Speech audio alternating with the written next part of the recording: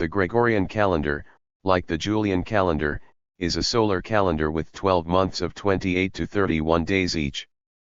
The year in both calendars consists of 365 days, with a leap day being added to February in the leap years. The months and length of months in the Gregorian calendar are the same as for the Julian calendar.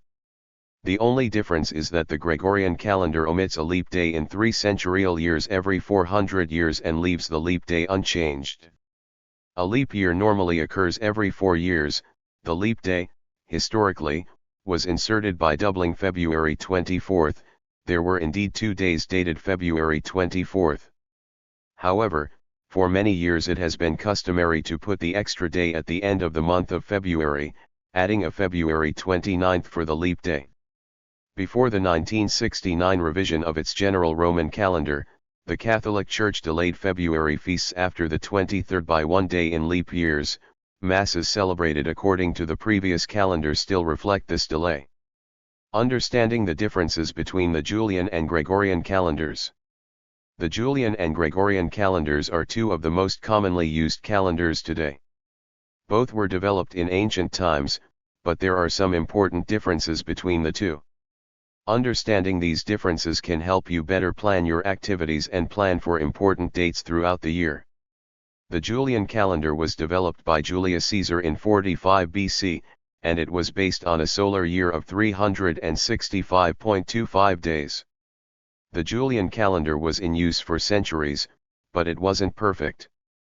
Over time, the calendar gained a few days due to small inaccuracies in the calculation of the solar year.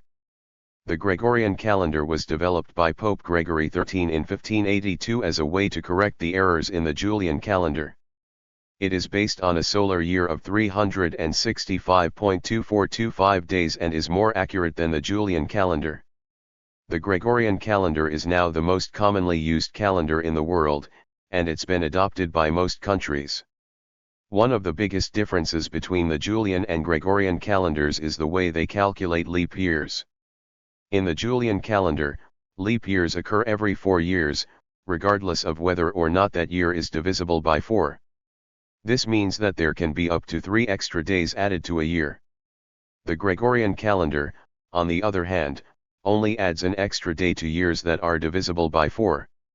This means that the Gregorian calendar is more accurate than the Julian calendar when it comes to calculating leap years.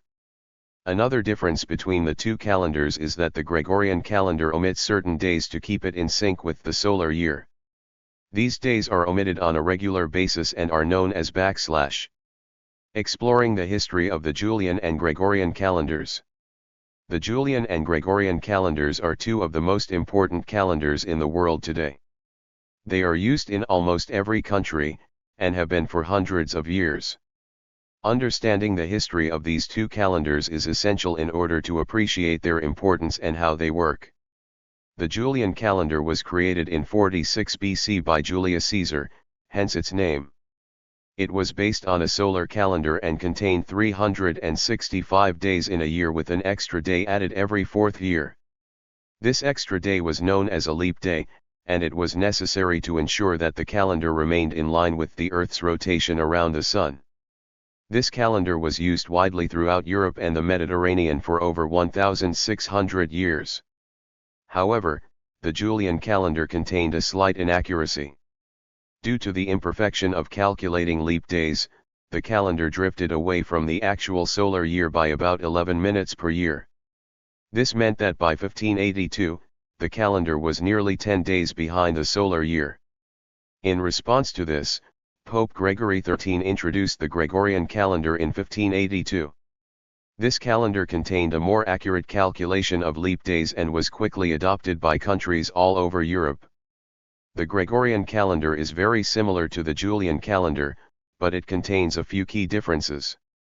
Firstly, it is slightly more accurate than the Julian calendar, as it uses a more precise calculation for leap days. Secondly, it does not contain any leap years that are divisible by 100, unless they are also divisible by 400.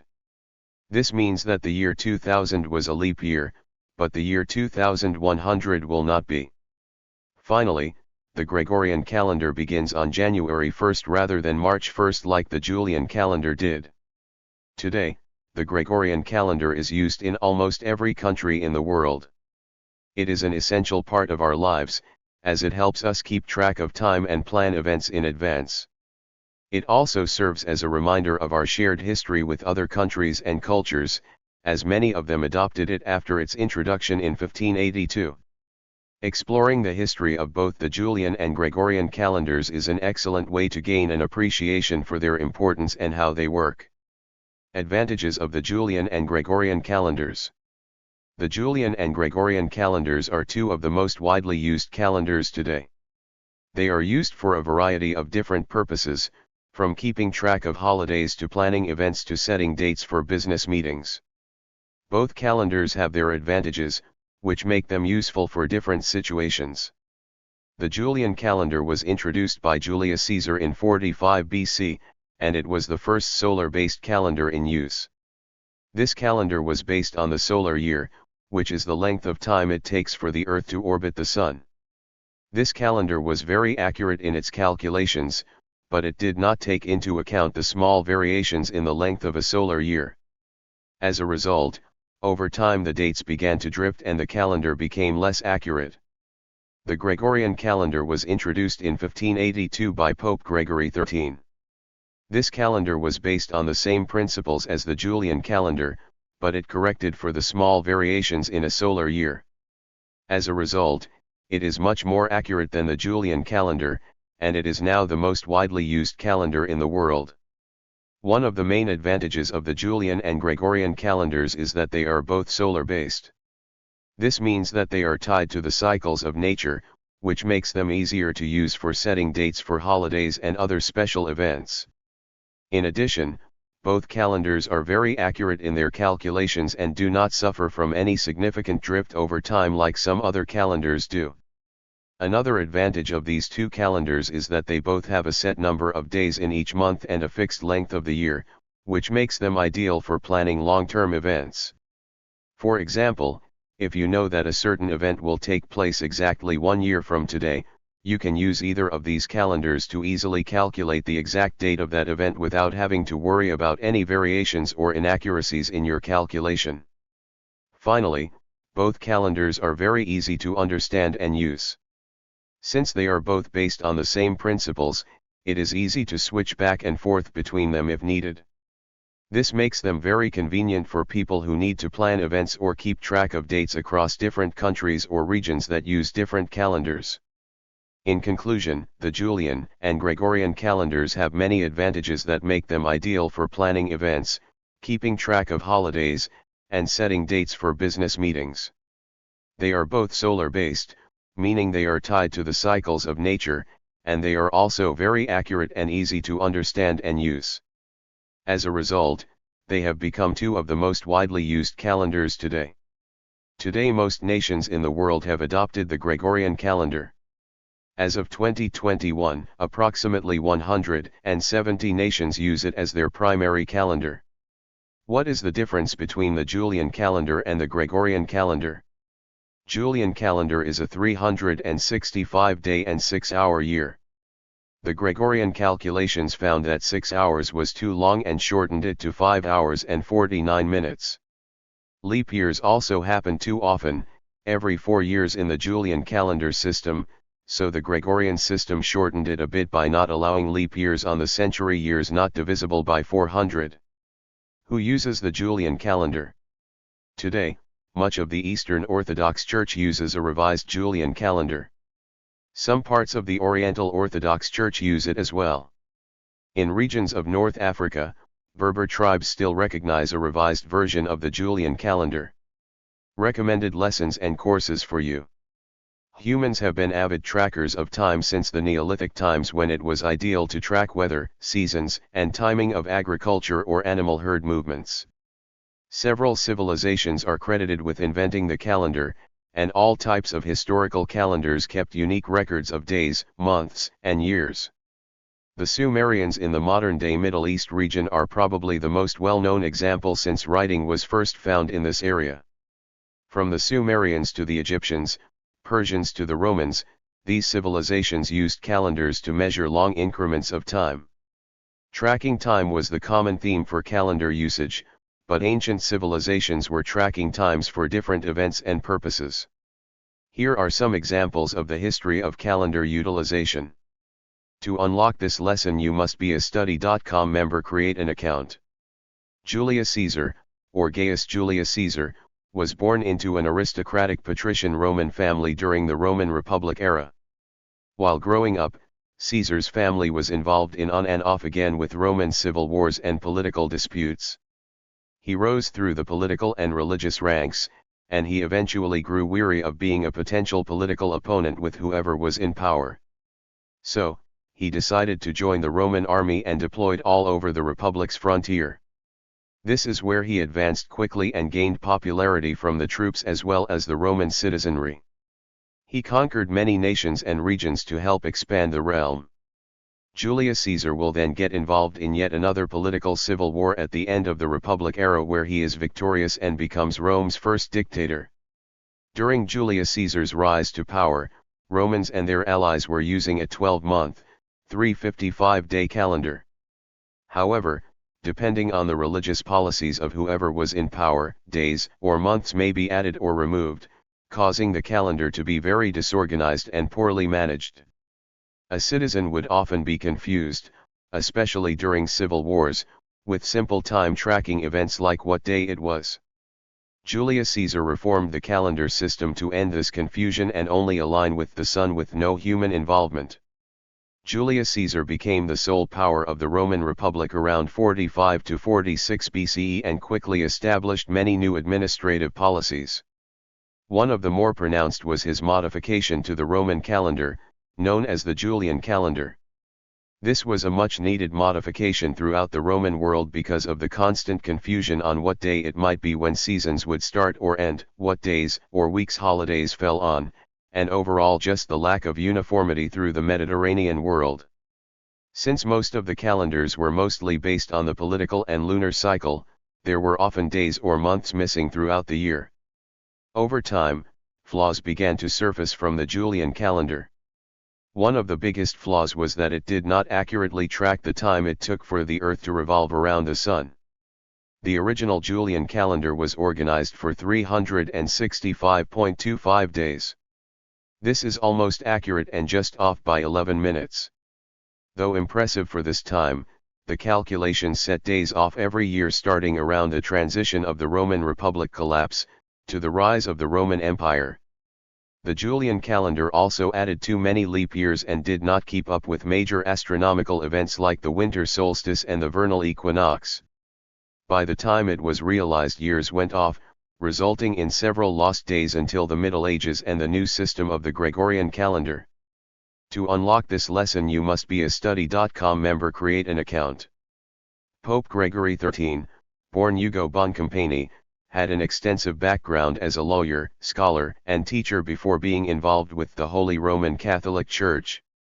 He ascended rapidly through the ranks of the Catholic Church, with a lot of his success accredited to the foreign relations that he held with Spanish royalty. Boncompagni is then elected as Pope in 1572 CE, changing his name to Pope Gregory XIII after the famous Gregory the Great. To unlock this lesson, you must be a study.com member. Create an account. The Julian calendar vs. Gregorian calendar decision was made after more accurate calculations, and this time astronomical events were taken into account.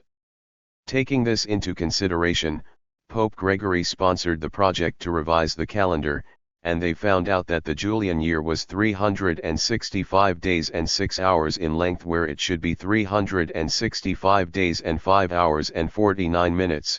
Hence the 11-minute miscalculation back in 45 BCE. To implement this new system and establish the official calendar year, Pope Gregory announced that the new Gregorian calendar year to begin in 1582. He also decreed that to make up for the lost days, October 5th of 1582 would be October 15th, correcting the 10-day mistake. Leap years also occurred too often in the Julian calendar system, accounting for the additional time and days. In the Julian system, leap years added a 366-day leap year every 4 years. Gregorian calendar eliminated leap years on the century years not divisible by 400. Example, 1700, 1800, 1900 were not leap years, but 2000 was. For reasons ranging from religion to agriculture seasons, solar to lunar cycles, humans have been using calendars for long-term time tracking for thousands of years. Questions like who invented the calendar are difficult to answer because it is in human nature to track and organize time. Many civilizations, isolated from one another for hundreds of years, developed their calendar system for numerous purposes. But the history of calendars has never been more influenced than by the Julian and Gregorian calendar systems. What is a calendar? I use a calendar every day to plan and record important events. And while I used to do this on a paper calendar when I was a kid, now I've got a virtual app for that. But it doesn't matter whether you use one on your phone or you still circle stuff on one hanging on the wall, a calendar is, was, and always will be the same thing at its core level. A calendar is a way of organizing units of time in order to take account of time over a long period. There are many different calendars that exist today or have existed in the past. We'll take a look at one of each, the Julian and Gregorian calendars. The Julian calendar. I came. I saw. I conquered. Julius Caesar, the man who conquered France and helped establish the Roman Empire, was more than a brilliant general and a cunning politician. He also introduced what's known as the Julian calendar, a civic calendar instituted by Julius Caesar that took effect in 45 BC. It's something he pondered over as he stayed in ancient Egypt and studied the Egyptian solar calendar that would form the basis for his own calendar. Like his impressive military tactics and political success, his calendar was no less revolutionary because it ignored the moon. The earliest Roman calendars, the calendars of the greatest republic and empire at the time, were based on the lunar phase cycle. This was a problem because calendars based on this go out of sync with the actual seasonal year quite a bit. And so, two important elements in our modern calendars actually go back to Caesar's brilliant ideas as a result. The first concept is the division of a year into 12 months, with each month having a set number of days, which when added together equal the number of whole days in a seasonal year. That number of days is 365. The second important innovation is the idea of a leap year. This is when an additional day is added once every 4 years. Thus, the average length of a Julian calendar year became 365.25 days, which is basically the same length as the actual year. This calendar became the most important calendar everywhere from the Middle East to England after it was established. The Gregorian calendar. Even in the Christian-dominated world thereafter, this calendar, developed by a pagan, was so good that it survived for over 1,500 years. However, slowly all over the world, the Gregorian calendar began to replace the Julian calendar, with the last countries finally adopting the former in the 20th century. The Gregorian calendar is a calendar introduced by Pope Gregory XIII in 1582 that was gradually adopted by all countries around the world as the international calendar of choice. This change was made because even though the Julian calendar was way better than calendars that preceded it, it still very gradually fell out of step with the seasonal year. Such a problem would not have occurred if the average length of the year was precisely 365.25 days, or 365 days and 6 hours. But the true mean length of the year is a bit shorter. It's 365 days, 5 hours, 48 minutes, and 46 seconds. That means that after 1,500 years, the Julian calendar was 10 days behind the actual solar year. So, Pope Gregory came to the rescue. He decided to solve this problem with two approaches that were introduced to him by others. The Gregorian calendar, also known as the Western or Christian calendar, is the most widely used calendar in the world today. Its predecessor, the Julian calendar, was replaced because it did not correctly reflect the actual time it takes the Earth to circle once around the Sun, known as a tropical year. In the Julian calendar, a leap day was added every 4 years, which is too frequent. Although it is not perfect either, today's Gregorian calendar uses a much more accurate rule for calculating leap years. Skip several days. Over the centuries since its introduction in 45 BCE, the Julian calendar had gradually drifted away from astronomical events like the vernal equinox and the winter solstice. To make up for this error and get the calendar back in sync with the astronomical seasons, a number of days had to be dropped when the Gregorian calendar was adopted. For example, in the British Empire, which at the time included its North American colonies, the month of September 1752 had only 19 days, as the day count went straight from September 2nd to September 14th, see illustration. Number of lost days varied. The papal bull issued by Pope Gregory XIII in 1582 decreed that 10 days be skipped when switching to the Gregorian calendar. However, only 5 countries adopted the new calendar system that year, namely, Italy, Poland, Portugal, Spain, and most of France. Since the discrepancy between the Julian calendar year and the astronomical seasons kept growing over time in the centuries that followed, more days had to be skipped in countries that switched to the Gregorian calendar in later years.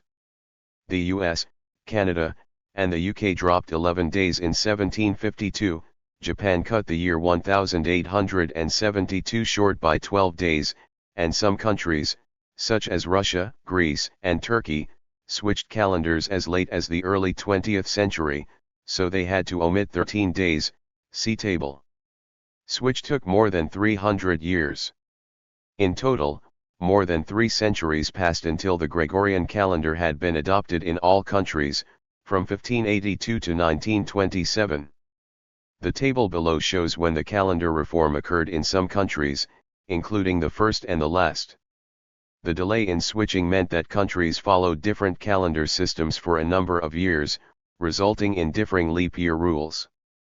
In the Gregorian calendar, most years that are evenly divisible by 100 are common years, but they are leap years in the Julian calendar. This meant that the years 1700, 1800, and 1900 were leap years in countries still using the Julian calendar at the time, example Greece, while in countries that had adopted the Gregorian calendar, example Germany, these years were common years. Double leap year. The Swedish Empire, roughly comprising the areas of today's Sweden and Finland, even had a double leap year in 1712. 2 days were added to February, creating February 30, 1712, after the leap day in 1700 had erroneously been dropped, and the calendar was not synchronized with either the Julian or the Gregorian system. By adding an extra leap day in 1712, they were back on the Julian calendar. The Gregorian calendar was introduced in 1753. Many variations. In some non-Western countries, the calendar reform took on many different guises to accommodate differing cultural and historical contexts. For example, Japan replaced its lunisolar calendar with the Gregorian calendar in January 1873 but decided to use the numbered months it had originally used rather than the European names. The Republic of China, 1912 to 1949, initially adopted the Gregorian calendar in January 1912, but it wasn't actually used due to warlords using different calendars. However, the nationalist government, 1928 to 1949, formally decreed the adoption of the Gregorian calendar in China in January 1929. Conversion between Julian and Gregorian calendars. Currently, the Julian calendar is 13 days behind the Gregorian calendar. So, to convert from the Julian calendar to the Gregorian calendar, add 13 days, to convert in the opposite direction, subtract 13 days. The gap between the two calendar systems will increase to 14 days in the year 2100. Thank you for watching this video.